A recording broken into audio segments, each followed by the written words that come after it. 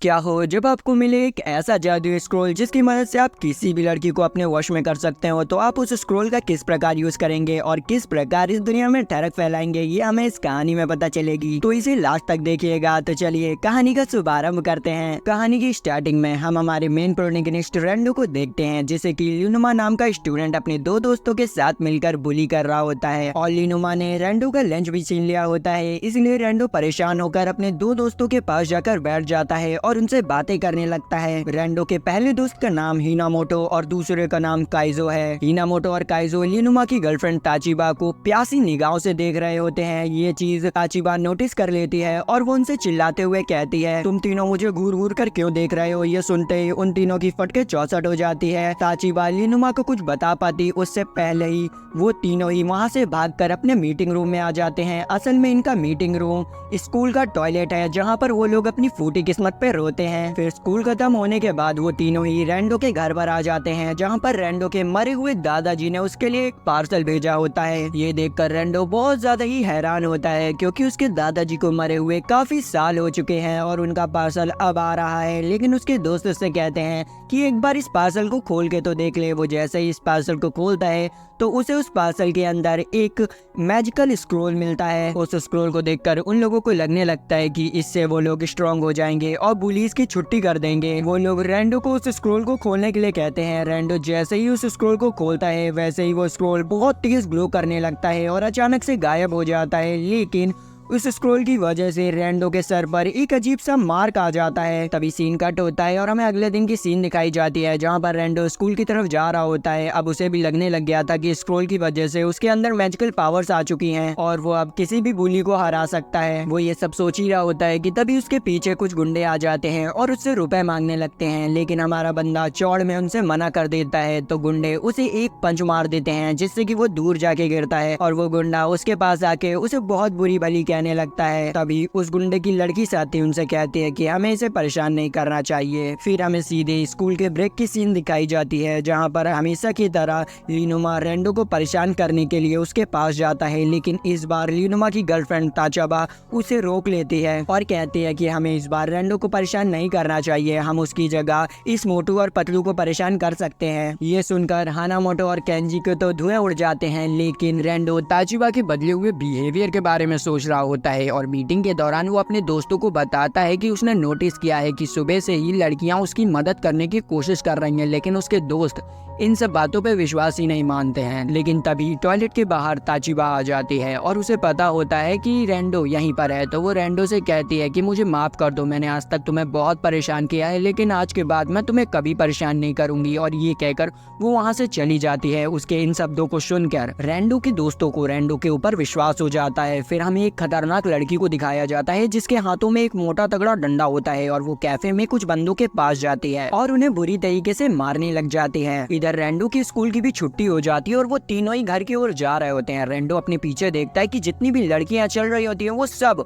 उसी की तरफ देख रही होती हैं। ये देखकर उसे बहुत ज्यादा ही घबराहट सी होने लगती है। तभी सामने से लिनुमा गुस्से में उसके पास आता है और उसे एक फोन दिखाते हुए कहता है, तुमने ताचिबा के साथ क्या किया है, उसने तुम्हारी फोटो अपनी फोन में लगा के रखी है। ये देखकर रेंडो तो पूरी तरीके से शॉक हो जाता है और उसे अब समझ आता है कि उस जादुई स्क्रॉल ने उसे एक ऐसी पावर दी है जिसकी वजह से जितनी भी बैड गर्ल्स है वो उसकी तरफ अट्रैक्ट हो रही हैं। और वो ये जानकर जल्दी से अपनी जान बचाने के लिए भागता है। वो आगे भाग ही रहा होता है कि तभी वो उस खतरनाक लड़की से टकरा जाता है, जिससे कि वो दोनों ही जमीन पर गिर जाते हैं। रेंडो जल्दी से उठता है और उससे माफी मांगते हुए अपना हाथ उसे उठाने के लिए आगे बढ़ाता है। तभी उस लड़की के ऊपर भी रेंडो के चार्म का असर होने लग जाता है और वो भी हमारे रेंडो के प्यार में दीवानी हो जाती है। उस लड़की का नाम हिमावारी होता है। इस दिन के बाद से हिमावारी रेंडो की स्कूल में ही एडमिशन ले लेती है ताकि वो उसके साथ रह सके। हिमावारी स्कूल में नई लड़की थी, इसलिए एक लड़का हिमावारी को परेशान करने के लिए आ जाता है, लेकिन हिमावारी उसे टोटली इग्नोर कर देती है। जैसे ही रेंडो हिमावारी को बुलाता है वैसे ही हिमावारी खुश होकर रेंडो को अपना नाम बताने लगती है।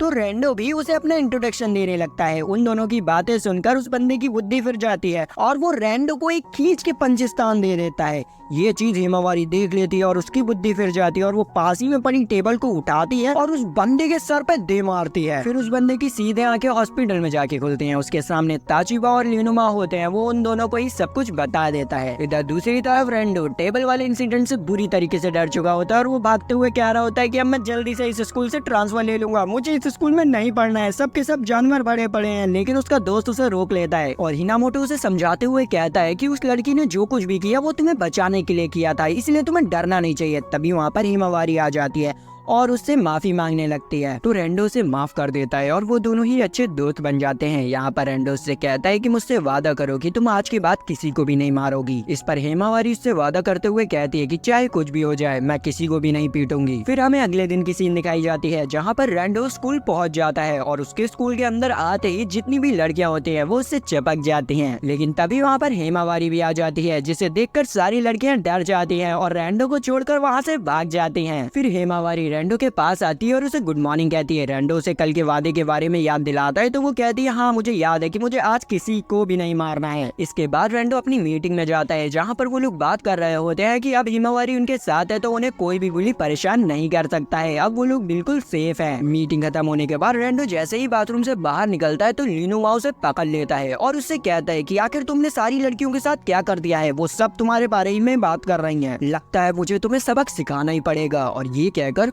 वो वहाँ से चला जाता है। हिनामोटो रेंडो से कहता है कि हमें जल्दी से हिमावारी से मदद मांगनी चाहिए, वो इसे देख लेगी। तो रेंडो भी हिमावारी से मदद मांगने के लिए क्लासरूम में जाता है। लेकिन वो क्लासरूम में जैसे ही घुसता है तो वो देखता है कि हिमावारी बुरी तरीके से जख्मी होती है क्योंकि उसे किसी ने पीट दिया होता है। हिमावारी ने उसे पलट के जवाब इसलिए नहीं दिया होता है क्योंकि उसने रेंकुडो को वादा किया था। ये देखकर रेंडो को अपने ऊपर बहुत ज्यादा शर्म आने लगती है और वो सोचता है कि वो एक लड़का होकर किसी को भी बचा नहीं सकता है। इसीलिए वो अपनी ताकत को साबित करने के लिए ल्यूनुमा को चैलेंज कर देता है फाइट के लिए। फाइट स्टार्ट हो जाती है। ल्यूनुमा रेंडो की तरफ तेजी से बढ़ता है लेकिन गलती से रेंडो ल्यूनुमा को एक पंच मार देता है जिसे खाकर ल्यूनुमा को बहुत ज्यादा गुस्सा आ जाता है और वो भी रेंडो को एक कस के पंच मार देता है। वो दूसरा पंच रेंडो को मारने ही वाला होता है कि तभी वो अपने सामने हिमावारी को देखता है जो कि काफी ज्यादा ही गुस्से में होती है। लेकिन रेंडो की प्रॉमिस की वजह से वो कुछ कर नहीं पा रही होती है। इसी चीज का फायदा ल्यूनुमा उठा लेता है और रेंडो को बहुत बुरी तरीके से मारने लगता है, पंच पे पंच, पंच पे पंच, और उसे टमाटर की तरह गोल मटोल सुझा देता है। अब मजबूरी में रेंडो को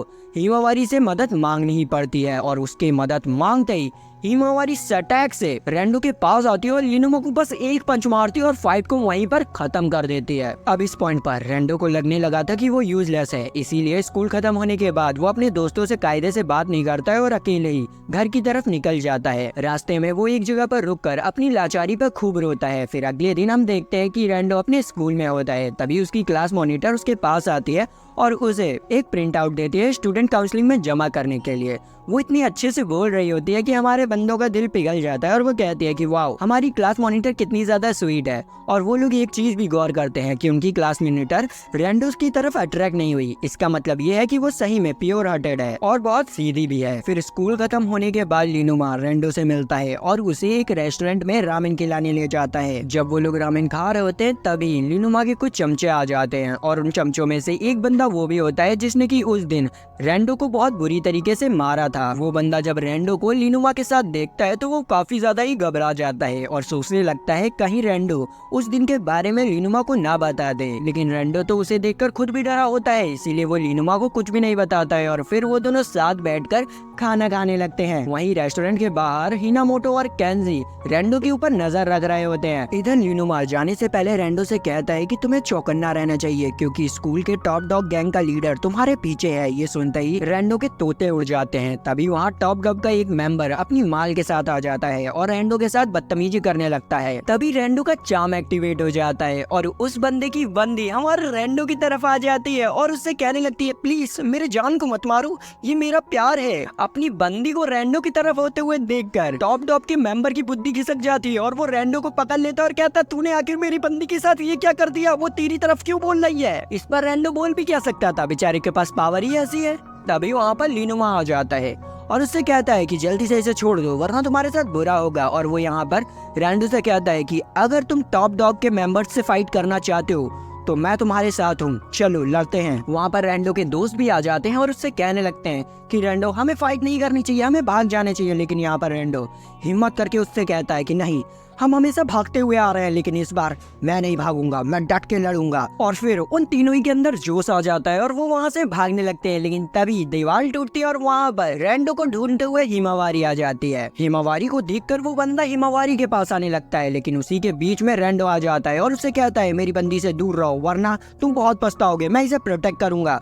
तभी वो बंदा डरते हुए उससे कहता है कि तुम मुझसे ऐसा कह रहे हो, चिंता मत करो, मेरे लीडर तुम्हें देख लेंगे, किसी को भी नहीं छोड़ेंगे। अब इनका लीडर कौन है और वो रैंडो के पीछे क्यों पड़ा है और क्यों ये सब कर रहा है, ये सब हमें पता चलेगा फुल पिक्चर में। तो ये तो सिर्फ ट्रेलर था। अगर आपको पूरा एक्सप्लेनेशन चाहिए सीजन का तो लाइक सब्सक्राइब घंटा हमारे कम्युनिटी में आइए और हमें प्यार दीजिए। तो मिलते हैं नेक्स्ट वीडियो में, बाय बाय।